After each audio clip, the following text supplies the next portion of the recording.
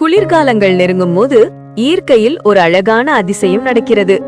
பறவைகள் தங்கள் குடில்களை விட்டு நீண்ட பயணத்திற்கு தயாராகின்றன.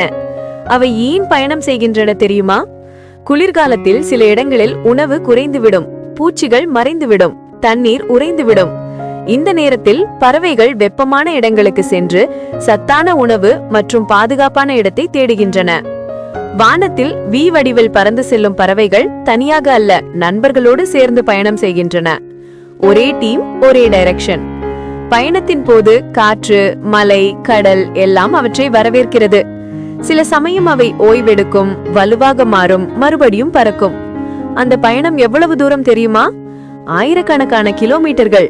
அதுவும் போதாது, அடுத்த குளிர்காலத்திலும் மீண்டும் அதே வழியை நினைவில் வைத்து வரிசையாக பறந்து வருகிறதாம்.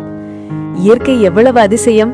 ஆகையால் வானத்தில் தூரம் பறந்து செல்லும் பறவைகளை பார்த்தால் அவை வீட்டை மாற்றுவதல்ல, புதிய வாழ்வை தேடும் ஒரு அழகான பயணம்தான்.